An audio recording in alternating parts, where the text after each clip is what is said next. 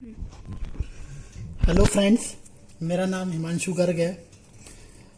जैसा कि मैंने अपने पिछले वीडियो में आपको बताया था कि मैं रीट 2018 के जो प्रश्न लेवल 2 परीक्षा में आए हुए थे उनका सॉल्यूशन बहुत इजी तरीके से और शॉर्ट तरीके से बताने की कोशिश कर रहा हूँ। तो अभी उसी सीरीज में आगे बढ़ते हुए पिछले वीडियो में मैंने 6 क्वेश्चन से डिस्कस किए थे।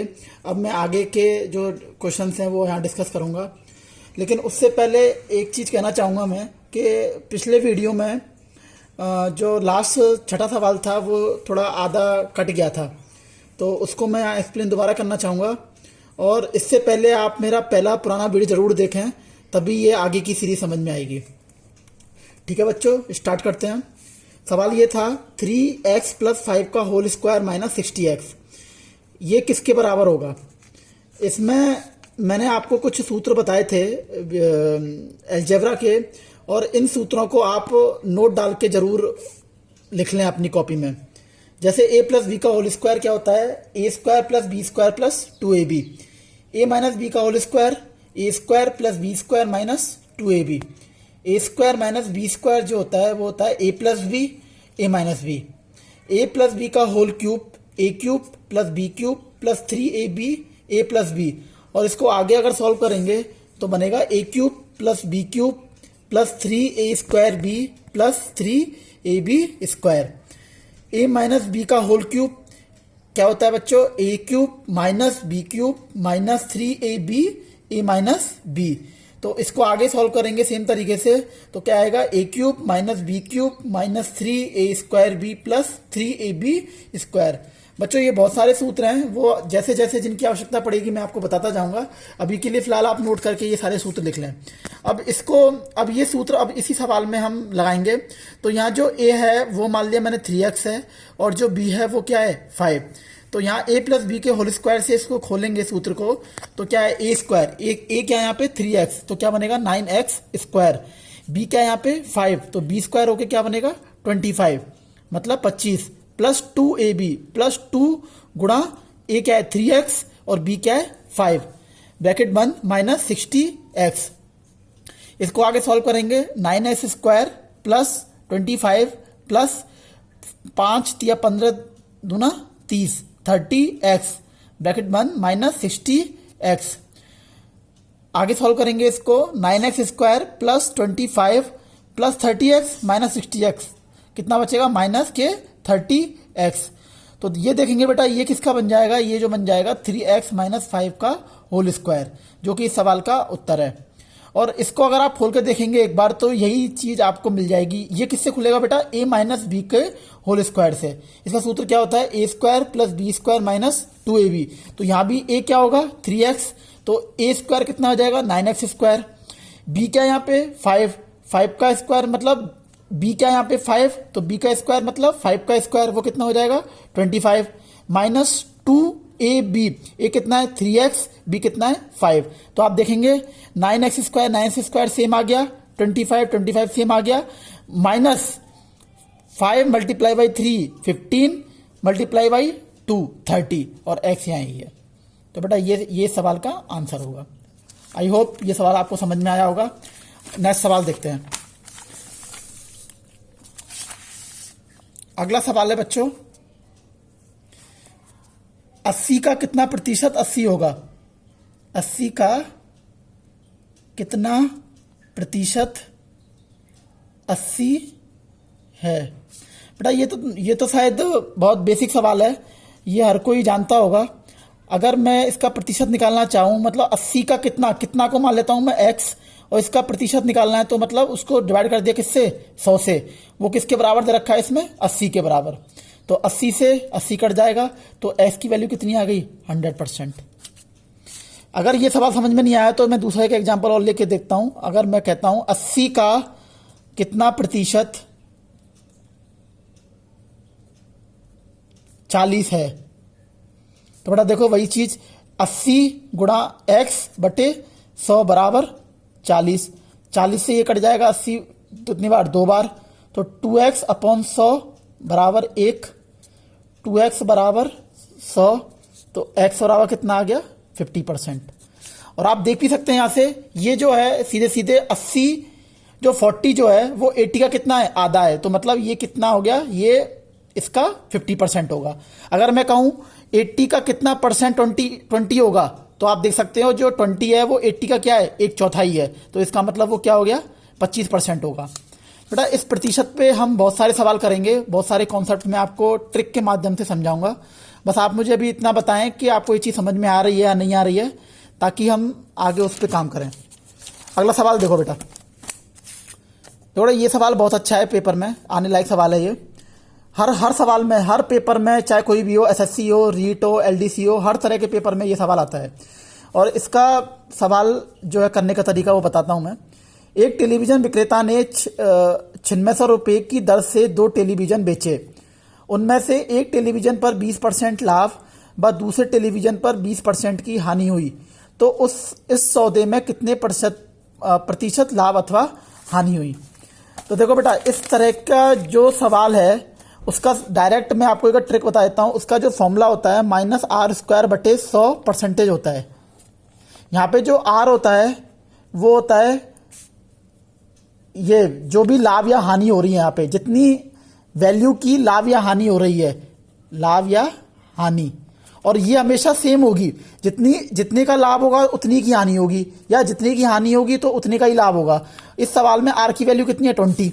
अब r की वैल्यू यहाँ पुट करेंगे तो -r² कितना हो जाएगा 400/100%। ये कटेगा तो कितना आएगा -4%। और यहाँ माइनस जो डिनोट कर रहा है वो किस चीज को डिनोट कर रहा है कि यहाँ पे सदैव क्या होगी, हानि। ठीक है बच्चों, तो इसका आंसर जो आ जाएगा वो आ जाएगा 4% की हानि होगी। बेटा इस सवाल में क्या होता है मैं आपको थोड़ा सा समझाने की कोशिश करूंगा। इसकी ट्रिक क्या है। इसकी ट्रिक यह है, अगर मान लो कोई संख्या पहले अगर x% से बढ़ती है और वही सेम संख्या फिर x% से घटती है, तो इसमें जो लॉस होगा वो -x²/100% का होगा। या फिर अगर इसको ऐसे कहें, अगर कोई संख्या अगर x से घट रही है और बाद में वही संख्या x से बढ़ जाए, इसमें भी वही क्या होगा, लॉस ही होगा, और वो होगा -x²/100% का। या पहले बढ़े या घटे तो भी लॉस होगा, या पहले घटे फिर बढ़े तब भी उसमें लॉस ही होगा। तो इस सवाल में भी क्या था, ये इसी तरीके से है बेटा कि पहले क्या हो रही थी, पहले सवाल में लाभ हो रहा था और फिर उसके बाद क्या हुआ, उस पर हानि हो गई। तो इसलिए यहाँ पे जो नेट जो इस सौदे में जो नेट सौदा जो होगा इसमें वो क्या होगा, वो हानि होगी। और हानि कितनी की होगी, -r²/100% की। ठीक है बच्चों। और हाँ, अगर इस सवाल में अगर ऐसे कहे ये कि उनमें एक टेलीविजन पर 20% की हानि पहले हुई, बार दूसरे टेलीविजन पर 20% का लाभ हुआ, तब भी इसका आंसर यही आएगा -r²/100%, मतलब 4% की हानि। ठीक है बच्चों, आई होप ये सवाल समझ में आया होगा आपको। अगले सवाल की ओर चलते हैं। सवाल नंबर 9। एक क्षेत्र में एक लक्ष्य को 6 मजदूर 16 दिन में पूरा करते हैं। यदि यह लक्ष्य 4 दिन में पूरा करना हो तो कितने मजदूर चाहिए। बेटा इसका बहुत सिंपल सा सूत्र है, एक M1W1 बराबर M2W2। M ये यहाँ पे मैन, W है वर्क, M2 दूसरा वर्क, दूसरे मैन, और W2 दूसरा वर्क। तो M1 की M1 दे रखा है यहाँ पे 6, W1 दे रखा है 16 बराबर M2 पूछा है, W2 दे रखा है 4। तो M2 निकालने के लिए क्या करेंगे, 6 × 16/4, 4 चौक 16 मतलब 24। कितने, अतः इस काम को करने के लिए कितने मजदूरों की और आवश्यकता होगी, 24 मजदूरों की आवश्यकता होगी।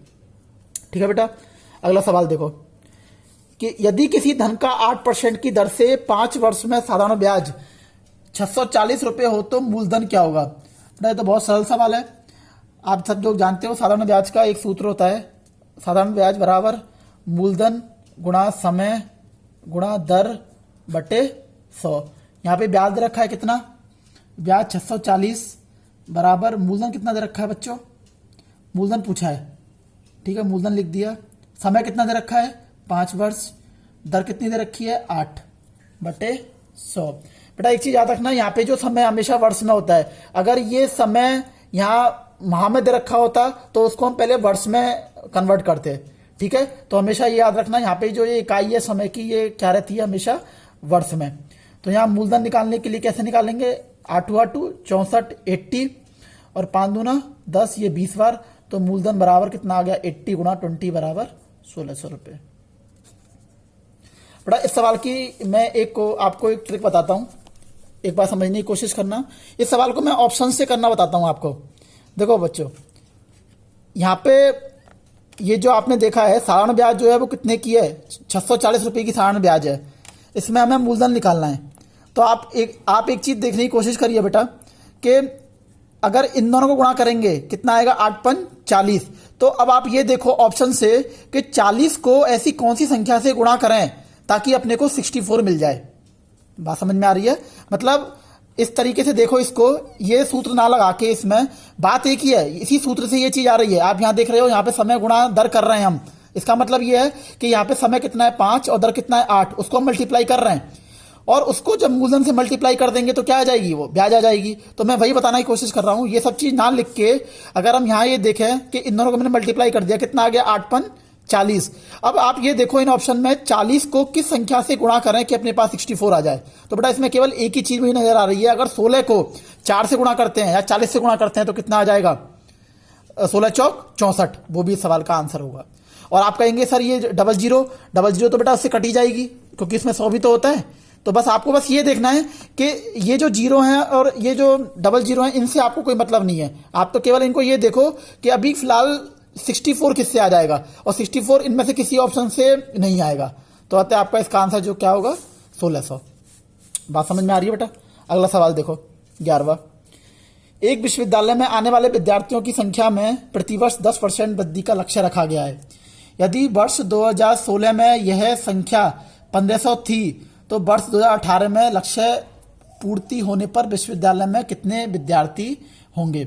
देखो बेटा 10% की वृद्धि का लक्ष्य है। इसका मतलब यह है अगर 10% को हम फ्रैक्शन में चेंज करेंगे तो 10/100, परसेंटेज को फ्रैक्शन में चेंज करेंगे तो क्या हो जाएगा बेटा, अपॉन में 100।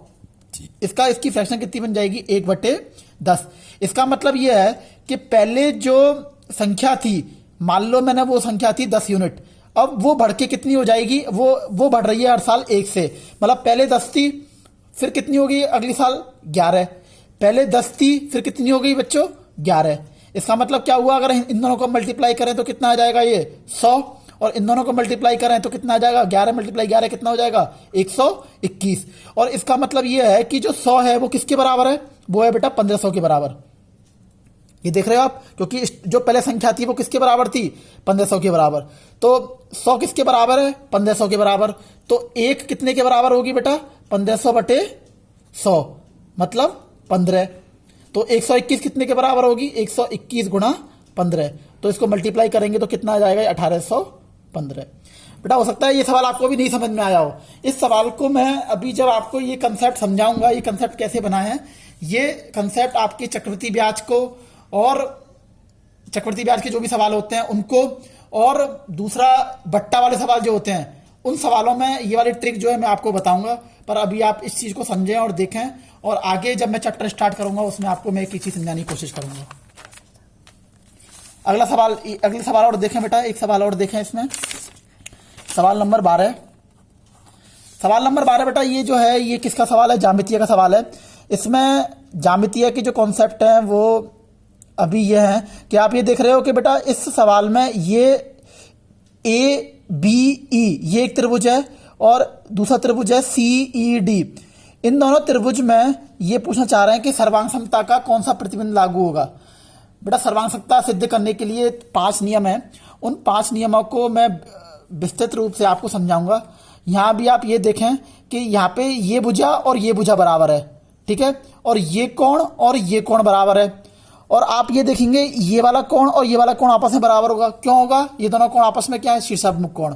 तो यहां पे जो सर्वांग समता का नियम लग रहा है वो कौन सा लग रहा है, कोण भुजा कोण, कोण भुजा कोण। तो मतलब इसमें जो सर्वांग समता की जो एक प्रॉपर्टी है, जब गुणधर्म बोलेंगे, जो गुणधर्म है वो कौन सा लग रहा है, कोण भुजा कोण नियम से ये क्या है बेटा, ये सर्वांग सम है। ठीक है बच्चों, आई होप आपको ये चीज समझ में आ रही होगी। अब आगे के सवाल में नेक्स्ट वीडियो में डिस्कस करूंगा। अब आप मुझे ये बताएं कि आपको ये वीडियो कैसी लगी। अगर आपको अच्छी लगी हो तो हमारा एजुकेशन चैनल है ABN एजुकेशन हब नाम से, उस आप education ABN education hub channel को लाइक करें, सब्सक्राइब करें और शेयर करें, जिससे ज़्यादा से ज़्यादा इस वीडियो को बच्चे देख सकें और इस चीज़ का लाभ उठा सकें। ठीक है बच्चों, अपना ध्यान रखना। और इस समय में अभी ये जो समय चल रहा है बहुत ही बुरा समय चल रहा है, तो आप घर में रहें और सुरक्षित रहें। ठीक है बच्चों, जय हिंद, जय भारत।